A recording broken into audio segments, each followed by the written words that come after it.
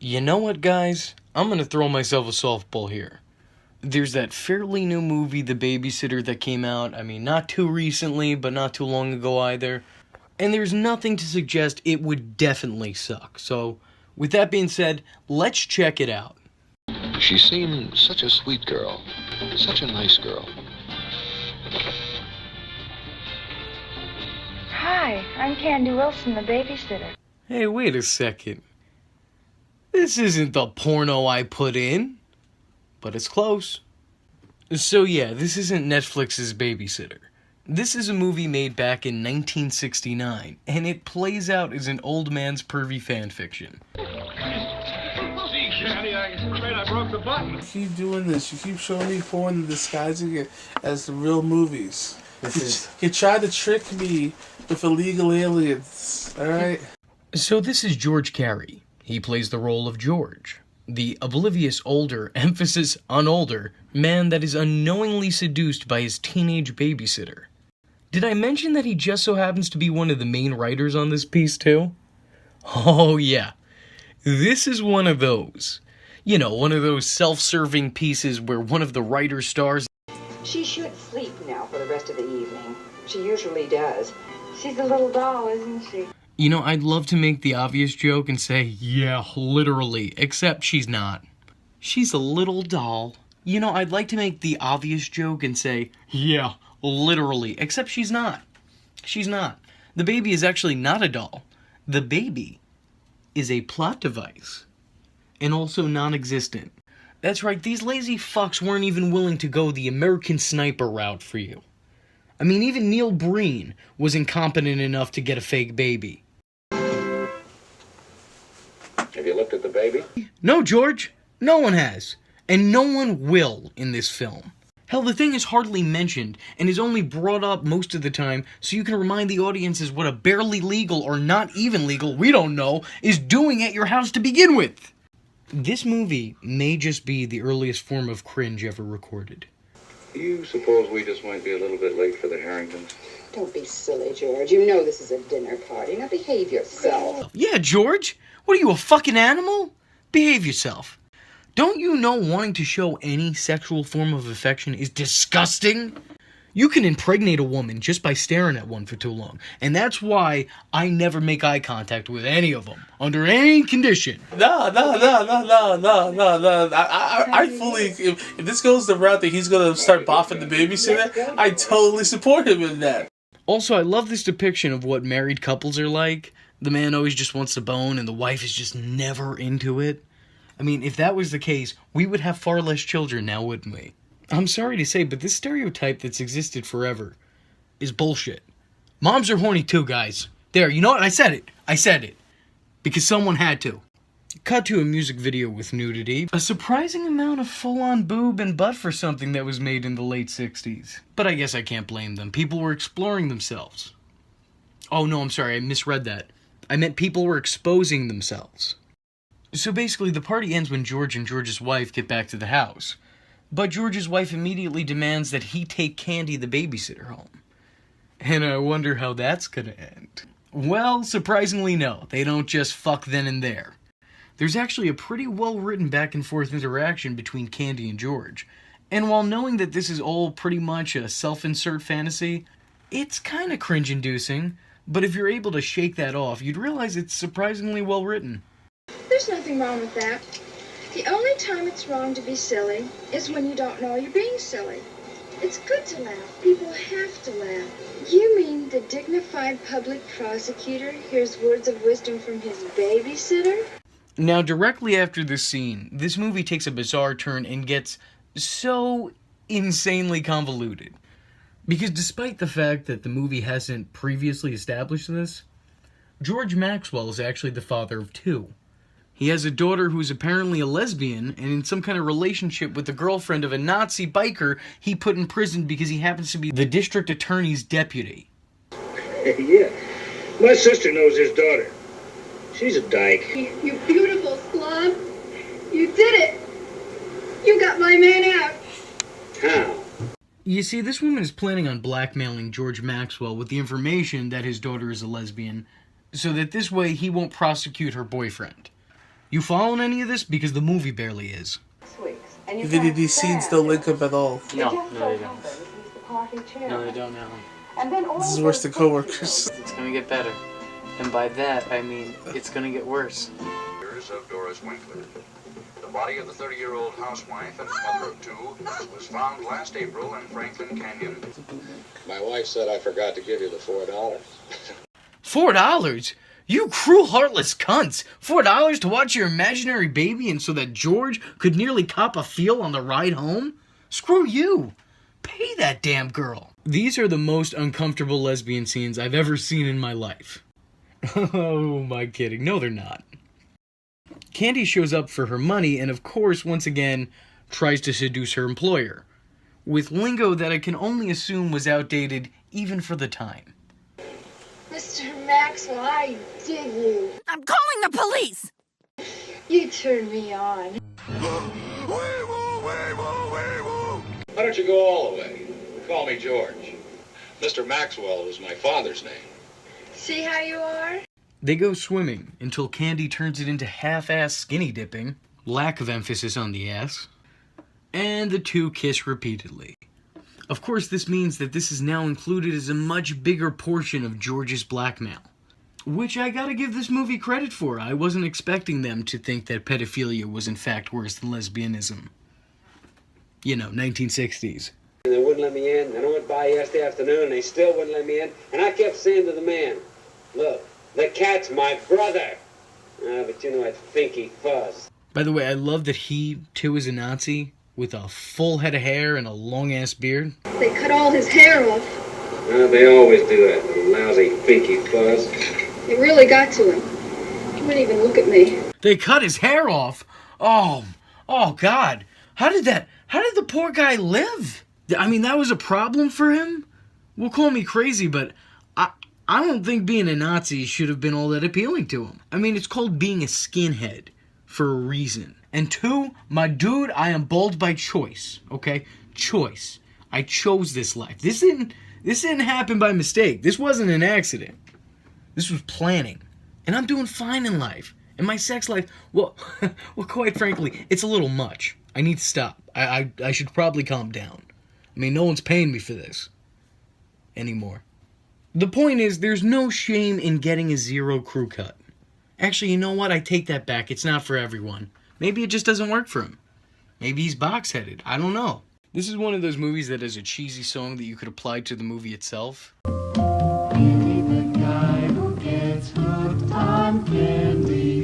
A guy who gets hooked on candy. Oh, they mean Candy! Like the Babysitter. I'm smart. Sweet is the heat of those candy kisses. You know, I once knew a girl named Candy. She was a porn star. And you know the crazy thing? Candy wasn't even her porn star name. I'm only just realizing now that this has very little relevance to what we're all witnessing, so I'll just... But I did just as good of a job incorporating it into this script as they did the biker subplot. So George and Edith go out with their friends to play bridge, something all old white couples above the age of 45 are legally required to do. But George finds himself unable to focus, and only thinking about the time he, well, let's just say the time that he got a taste of candy. George later takes Candy home after babysitting his invisible child, and during a conversation, Candy reveals that she only left with him for kicks, but now finds herself falling for him. I mean, which, once again, I can only imagine that George went against his better judgment when deciding to cast himself, but he just knew artistically that he was the only one who could accurately betray and give life to such an amazing character. George, you may have been a self-insert fanfiction writer, but I'll give you credit where it's due. You got some chops. Your acting is not entirely awful, especially for the time period. You're not a full-on Tommy Wiseau. What a story, Mark. Yeah, you can say that again. It's the whole situation around it that's making me want to vomit, but despite that, you're doing pretty good. Actually, let me credit the movie with this. This movie, for a shitty film, which it is, in case you were wondering, is actually surprisingly very well acted. There's a few lines that feel a little forced or not organic. And I kept saying to the man, look, the cat's my brother. But you know what? Finky fuzz. But for the most part of the movie, you really do buy into the characters being characters and not just an actor playing a part. It's still a horrendous film, but it tries so hard not to be. Of course, there's a bunch of things to this film that obviously date it, and we're not just talking about the fact that it's in black and white. It's societal depiction of lesbianism and the whole husband-wife dynamic that everyone and their mother have done. Which, yeah, I'm sure everyone was really disgusted about lesbians at the time. I mean, just the thought of two women touching each other just made everyone gross out and angry. Which is exactly why there are so many pointless scenes dedicated to showing off the alleged lesbians allegedly being lesbians. It's like the modern equivalent of when men try to shame sex workers but then go back at home and stroke themselves to sleep while watching their videos. Is his wife a nag in this movie? Yes, absolutely. Almost all wed women were during this time period, if I'm to go what movies tell me, according to the movies that came out at the time. But what I don't understand is how we're supposed to sympathize with George when he calls her out for always being a bitch the night after he cheated on her with what looks to be a prepubescent. Bridge, you played better bridge when you were 19. Shut up. What? I said shut up. I've heard all I want from you. I'm not shacking up with any Julie. What if I were? You're too damn high and mighty to crawl into bed with me. You've done nothing but bitch at me all night long. You've been bitching at me for the last 6 months, as a matter of fact. What the hell do you care? You've got plenty to keep you busy. This club, that club, the hairdressers, bridge. What the hell do you care about George? The night after he cheated on her with what looks to be a prepubescent. I've watched this movie several times over, and I don't think they really say it. But I'll tell you what, she looks young enough to make me uncomfortable. We see that his wife constantly struggles and does a lot around the house, and in the public to maintain their image of being the standard American family. While she's no angel and maintains a very shrill attitude and sexless nature seemingly throughout the film, I don't think that she's exactly pushed him to the point to cheat, let alone with the fucking babysitter. I mean, this is like a real American Psycho way of writing a movie. Actually, you know what? I take that back. This is a lot more like Rob Zombie's Halloween, because everyone in this movie sucks. And not the actors. The characters. They're all shitheads. But it's like, each one comes with its different odor.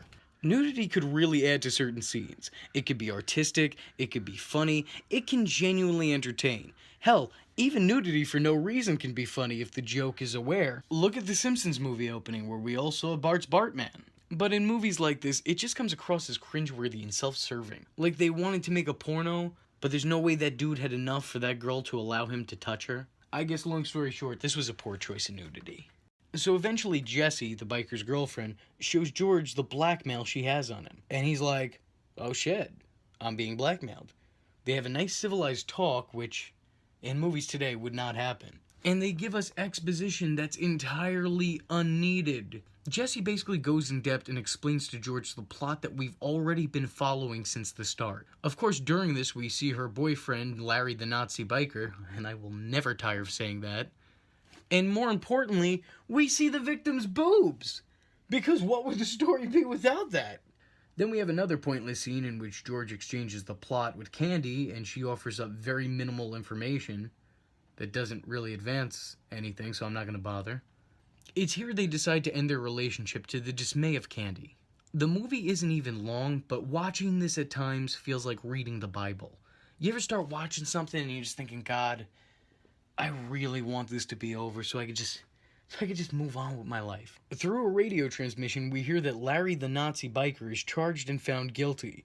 They note that George Maxwell's testimony was so great, it was almost as if he was there. Because he basically used the story that Jessie told him word for word. Which, by the way, great planning. I mean, you were trying to get your boyfriend off the hook, but instead you solidified the fact that he's getting locked up. Good for you. Good choice. Hell of a plan. 10 out of 10. Do it again. We cut to Candy coercing a few guys to pay Jessie a visit. They tie her down, strip her, because of course they do, plant drugs, and then give her a Les Mis haircut. It's only just occurring to me that now every woman in this movie under 40 ends up getting topless. Why do I feel like that was the entire casting process for this film? During this time, George is typing his resignation. When he goes to turn in his resignation to his pervy boss, and believe me, He is pervy. He doesn't accept and demands he stay because he's the best damn prosecutor they ever had.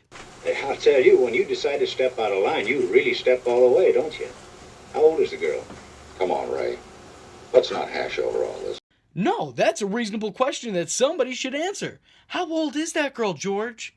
Because it seems to me like the prosecutor is about to become the prosecuted. Come on, George, how old was she? It's like, let's go. George, seriously, speak into the microphone, please. George returns home to a very oblivious but still somehow changed Edith, who states that she too now thinks that they play too much bridge. And Candy? Well, she continued being a manipulative whore. Man, I dig you. You turn me on. Oh, this bitch is a psychopath. Okay. The end. And how do I feel about this? How do I feel about this? Well, actually, I kind of dig it. I mean, sure, it's weird and bizarre and downright cringe, but that's why I find it so redeemable. I like this movie in the same vein I like movies like Batman and Robin or The Room. Except I think something as dumb and self-serving as this has even more replay value. I'd highly suggest getting a bunch of friends and beers together and watching this. And here's the thing, in spite of itself, it actually retains a level of likability. This movie has its own distinct personality and identity. It knows the story it's trying to tell and actually does a pretty good job in telling it. Did you see that coming? Does that blow your mind? No, not really, cause like. Is it gonna blow your mind to let you know that there's a reboot with George Carey in it once again, and he wrote it again, and Candy Wilson is trying to bang him again, except the plot is even crazier? And it's in color? I kinda wanna watch that. So with that being said, I'm the Social Injustice Warrior V Infuso, and if you like the words that came out of my mouth hole and you too want to become a VTard, don't forget to like and subscribe. There's plenty more where this video came from. Follow me on Twitter because, hell, why not? It's not considered stalking if it's on the internet, am I right? And don't forget to join the Discord.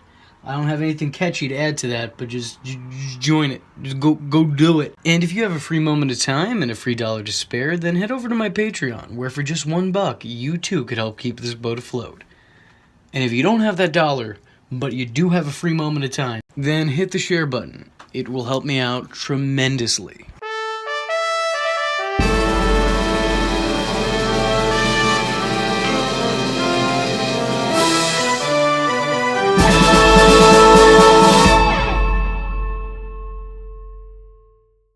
VTart, oh.